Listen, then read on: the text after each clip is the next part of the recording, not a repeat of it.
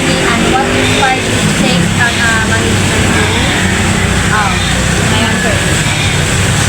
Sa'yo na ko ha. Ang akong career, kay gasugod kini, bato nakitaan ko ilang potential, na mahimong usa ka pangulo, kay maayo ko nung mga skills, action, na ipakita sa mga customer, update sa daw. Wow, that's great, ma'am. Number 2, what do you consider your most significant achievement as a manager so far? Ang akong mga nabuhat isip ko sa kapangulo, ang pagpalamol sa among negosyo, bag ng mga kausbanan sa among servisyo sa customer. O nahimo kining mas nilabaw pa. Good.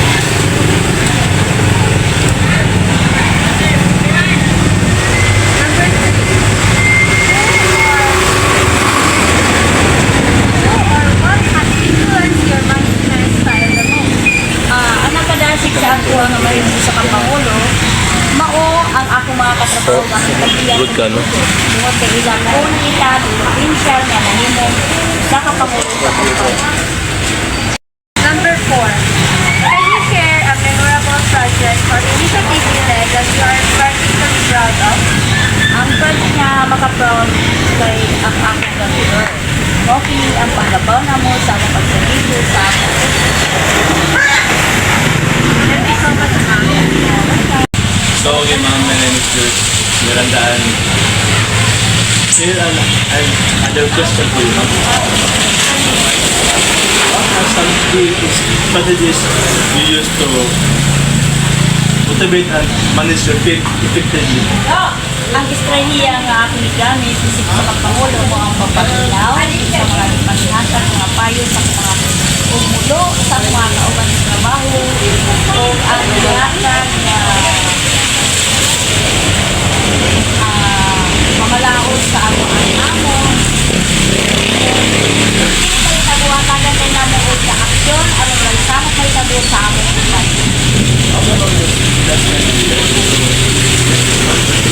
How do you foster innovation and adaptability in your team? Pinaagi sa pagpangayon natin sa lahat ng santag sa mga opinion. Ngayon, among pinikitabong sa among usa o buo ang among mga opinion o malimong sa maayos. Alam mo na kaya, alam mo gano'n nga, dili ko nga pwede nga, Yes, ako rin Hindi mo rin, na ako hindi ang ang bang- opinion dapat magawas po nila sa lain.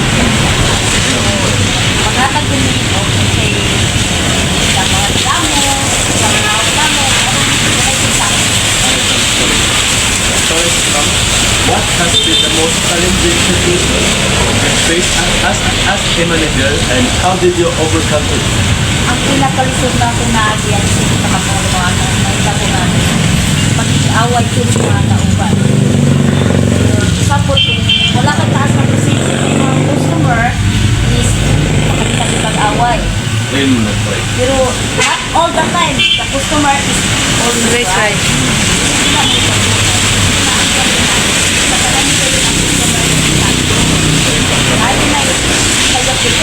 Sa sunod, ang customer mag-customer Ano yun, ma'am?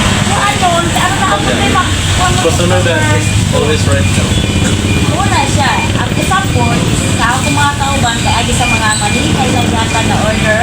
Pero ako na yung pinigipagkalma ako sa na, iayos na ko sa kapitbago sa lugar. Puno sa ano pong level mo guys, hindi naman malagay na walang naglang sarili sa mga Kasi nakakain yung customer.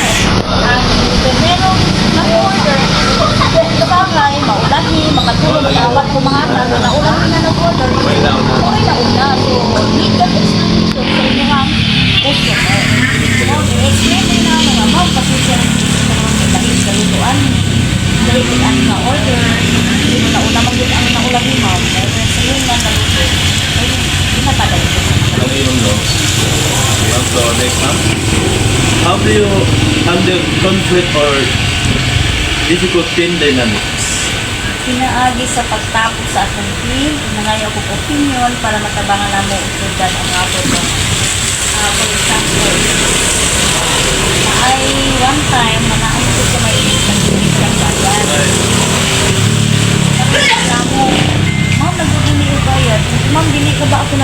ng bayad. Kasi nag-usip sa among kauban. Sa siya, ma'am, siya. Ko, okay, ma'am. I-inquire na ko ng kauban ko. Tinood ba? Nga nagbayad na ka. Bayad ko na ako. So, nag-doble. Pag inquire na ko sa kauban, siya nga, oh, bayad na, ma'am. Diba, oh, sige. Di pa natin sa ma'am siya. Hindi mo kami talaga ba? Wala ko kami customer na reklamo ko. Ayun naman, kung mag-quote nga, dapat itundan nga kung sa'yo kuhan ko sa inyo mama. Di ba, listen to mo rin ma. Ito mo ba nga, na mo immediate action Oo, makuha ma'am. para mabara na itong Ano, saan sa Diba? customer ko? So, next question. What lessons have you learned from failures, setbacks in your career? Bisan pag di magtagumpay yung inyong plano para sa kumpanya, balik ko siya kung sa pagtulay sa ihatag na sinuha sila sa mga yung kalabutan. Ayos mo. Sa pangusuon pa, hindi mo masayod ang inyong pagulong kung wala kay pagtulay. Yes. Yes, ma'am. Correct. Tama siya din. Okay, next Gusto ma'am. mo pa tayo? Okay. Next ma'am. What are some daily habits or practices that help you succeed as a manager? Ang pagpangalan ng mga parihan namin na managing po. Actually yun, ako, undergraduate ko sa engineering. Civil engineering sa UC. Ano ma'am?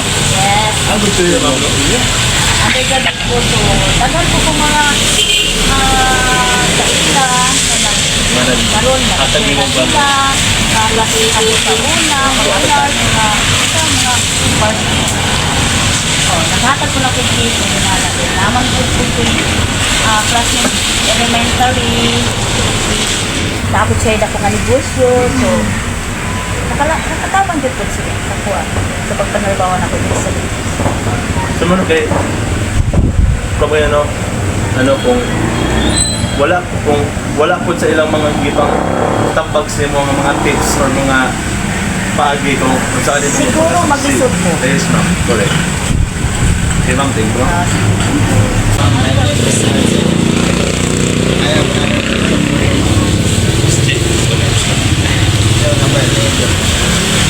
How do you balance education with maintaining moral? ako yung dahilan ng oras ang mga buta meron isang time the second is how to serve na-serve ba first come to serve ba sa pagmamahal natin kung commercial ganun din Number 2. What advice would you give to aspiring manager?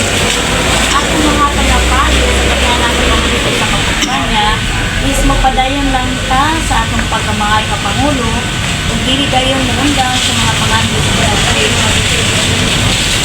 Sa pinagayon sa pagsulay. Thank you. Daisy, thank you for the time and letting us to interview ma'am. So, I hope ma'am na this